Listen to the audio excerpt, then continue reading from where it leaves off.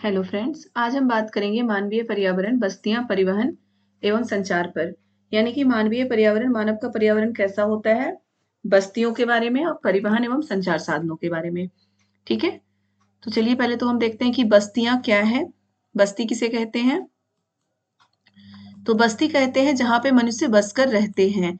यानी कि एक जगह जहाँ पे मनुष्य बसकर रहते हैं, जहाँ पे देखिए बस्तियां वह स्थान है जहाँ लोग अपने लिए घर बनाते हैं। ठीक है, बस्तियां कौन वो स्थान होता है जहाँ लोग अपने लिए घर बनाते हैं, यानी कि रहने के लिए लोग जगह बनाते हैं, उसे हम घर बनाते हैं, उसे हम बस्ती कहते हैं।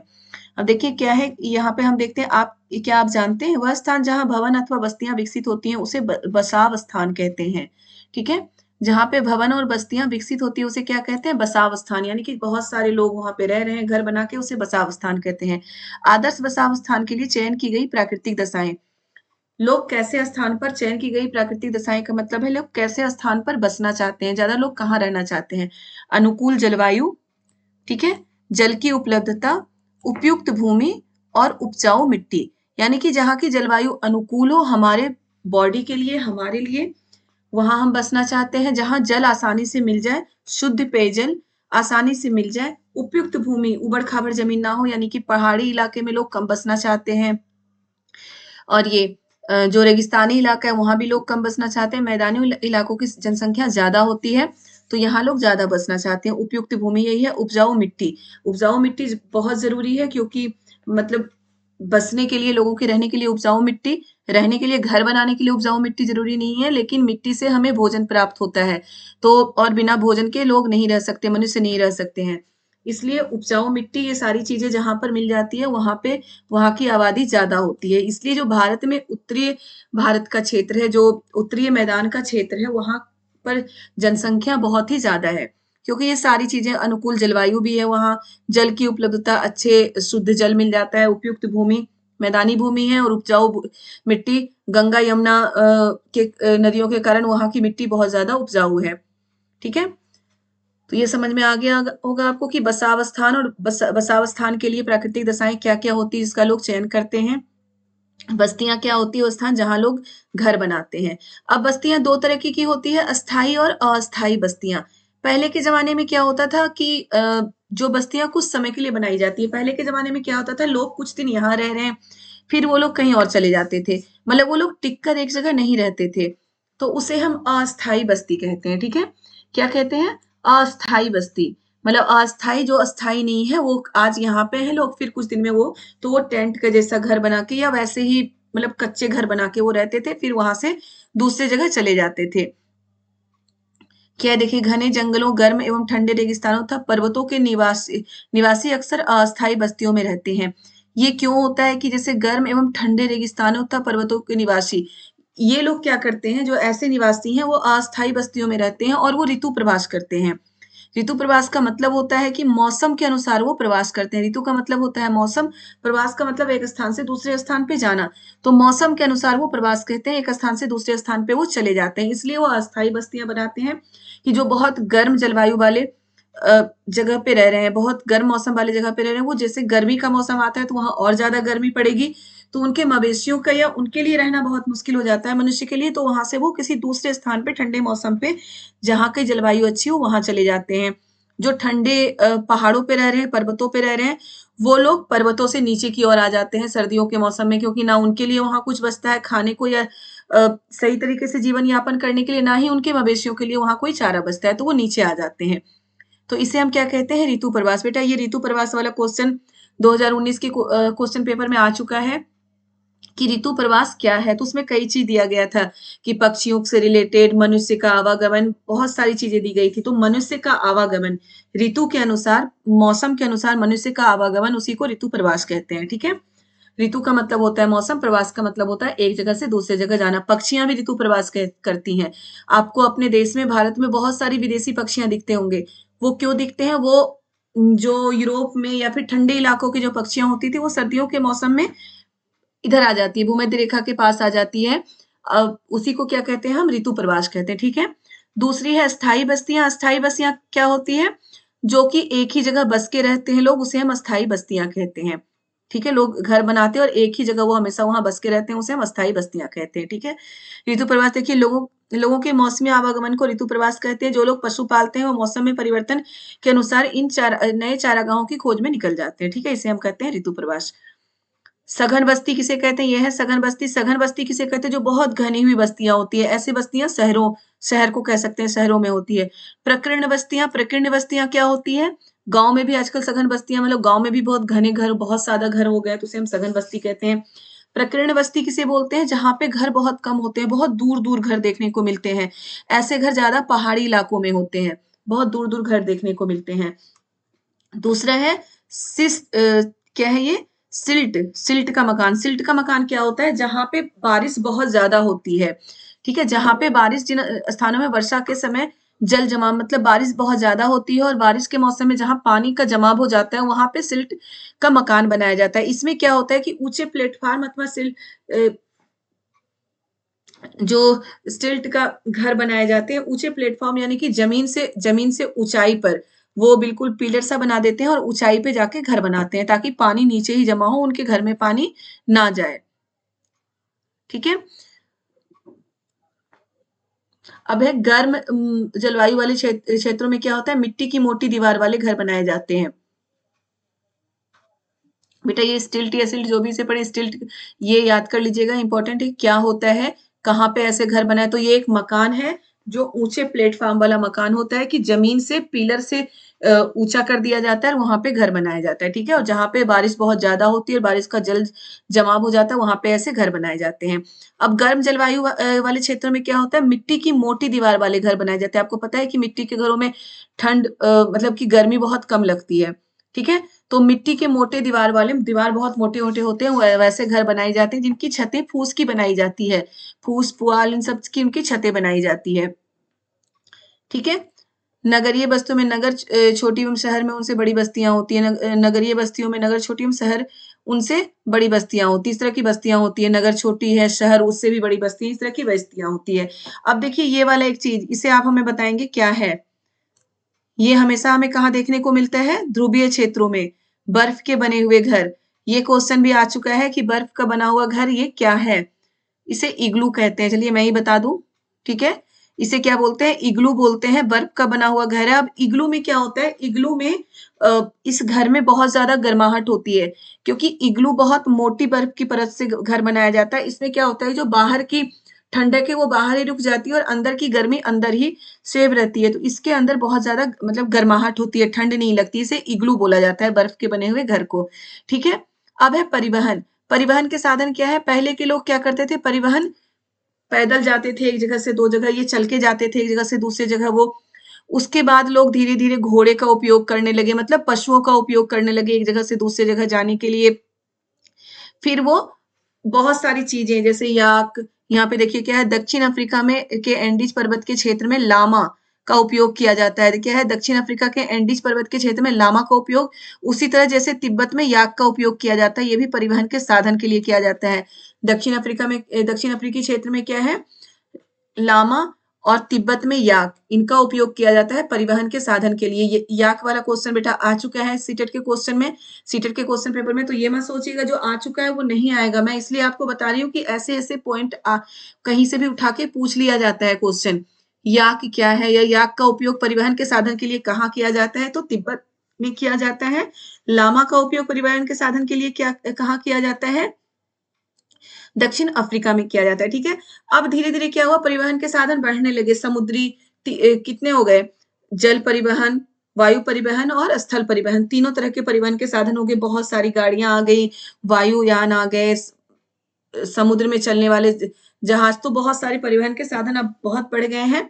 देखिए क्या है? सड़क मार्ग, रेल मार्ग, जल मार्ग एवं वायु मार्ग। ठीक है, परिवहन के 4 साधन है: सड़क मार्ग, जल मार्ग, रेल मार्ग एवं वायु मार्ग। तो ये आपको याद रखना है परिवहन के साधन।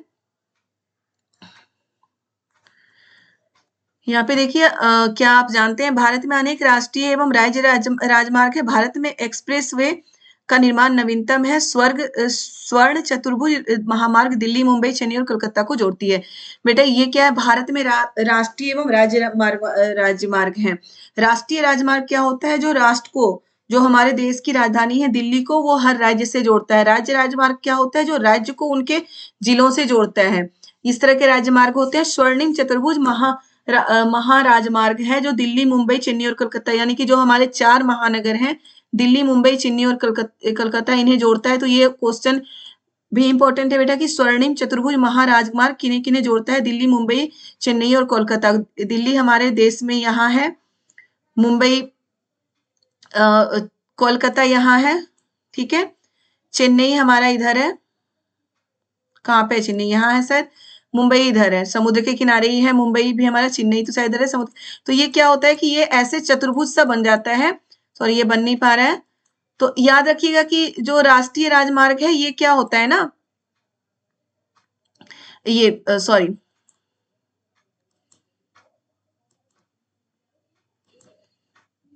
ये जो स्वर्णिम चतुर्भुज महामार्ग है, इसमें क्या होता है कि स्वर्णिम चतुर्भुज महामार्ग से एक राजमार्ग दिल्ली से चल रहा है चेन्नई तक, चेन्नई से चल रहा है ऐसे मुंबई तक, मुंबई से कोलकाता, फिर कोलकाता से ऐसे दिल्ली, ठीक है।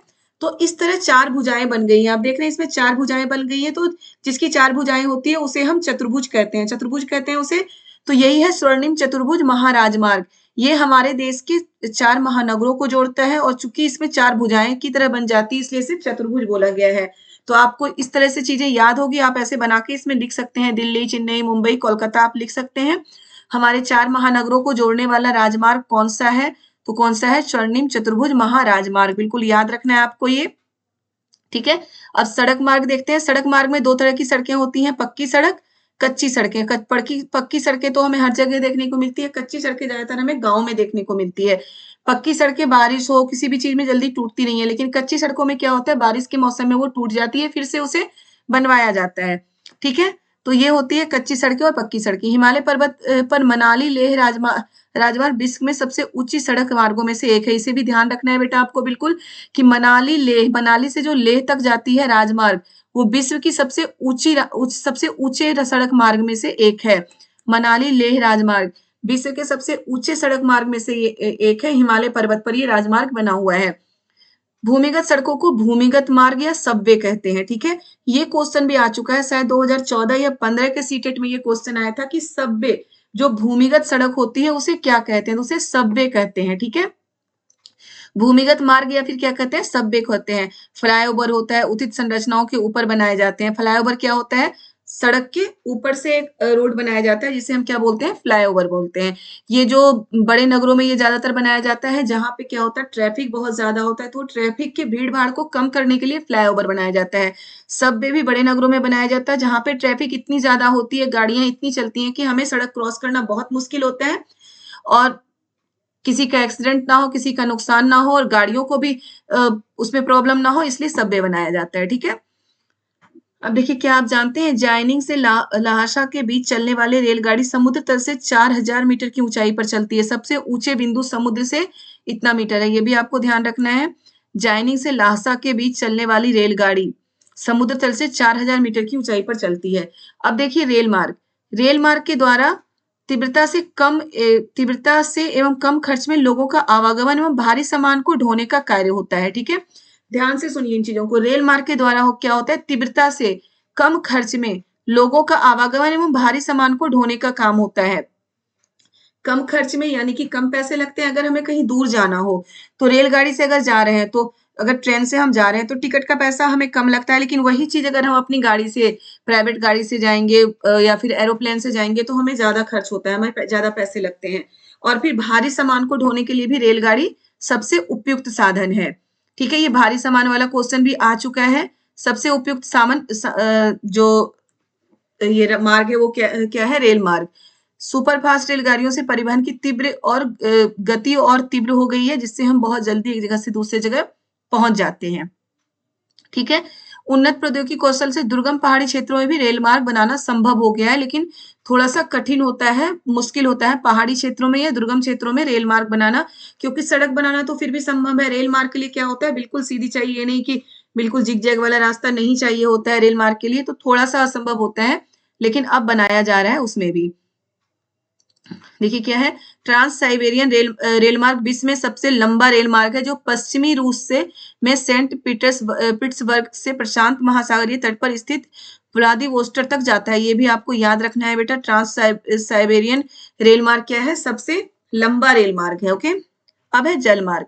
जल मार्ग की देखिए विशेषता, आप पहले पढ़ चुके हैं कि प्रारंभिक समय में परिवहन के लिए जल मार्ग का उपयोग किया जाता था। अधिक दूरी से प्रारंभिक समय में क्या होता है, एक देश से दूसरे देश में व्यापार के लिए भी, जो पीछे मैं आपको हवाओं के बारे में पढ़ाई हूँ कि जो वो स्थानीय हवाएं थी, अस्थाई हवाएं, अस्थाई वायु, अस्थाई वायु वायु क्या होती है, हमेशा एक ही पश्चिमी और पूर्वी वायु है जो हमेशा एक ही दिशा में बहती रहती है। और उसमें क्या होता है, उसे हम व्यापारिक पवन भी बोलते हैं, क्योंकि जो व्यापारी होते थे वो उन्हीं पवनों से एक जगह से दूसरी जगह, उन्हीं पवनों की दिशा में एक जगह से दूसरी जगह वो जाते थे। उन्हें पता होता था कि ये पवन तो पूरब की ओर जाएगी, अगर पूरब की ओर जाना हो तो उस दिशा से वो चले जाते थे।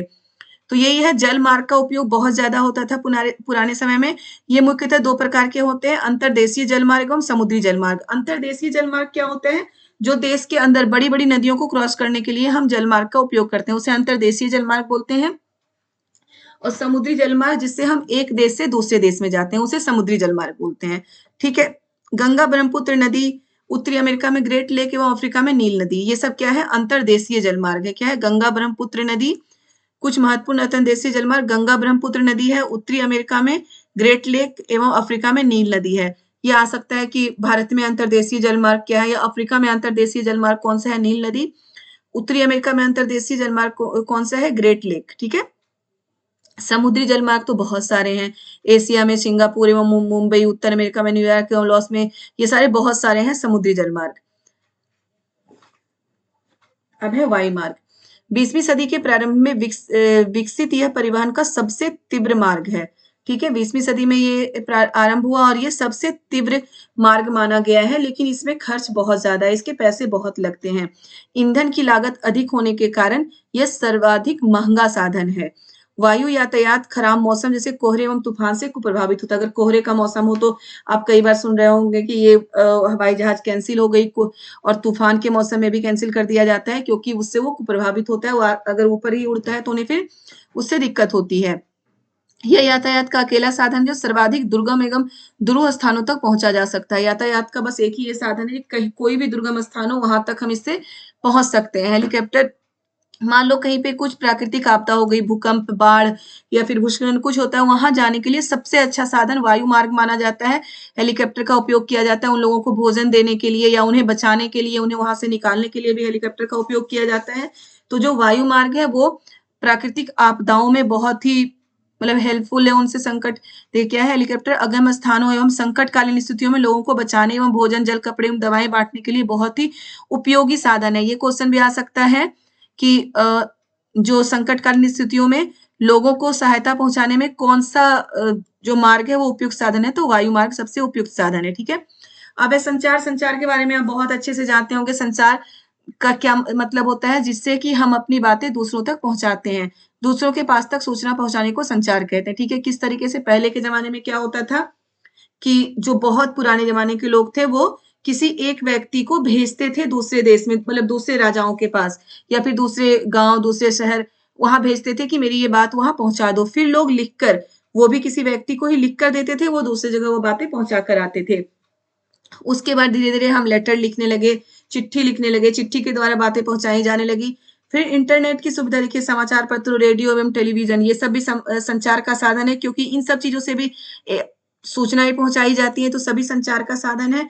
इनको संचार माध्यम कहते हैं। याद रखिएगा, जनसंचार माध्यम किसे जनसंपर्क माध्यम या जनसंचार माध्यम किसे बोला गया है, जो कि खबर पूरी जनता के लिए हो, सभी जनता के लिए हो, उन्हें जनसंचार माध्यम कहते हैं।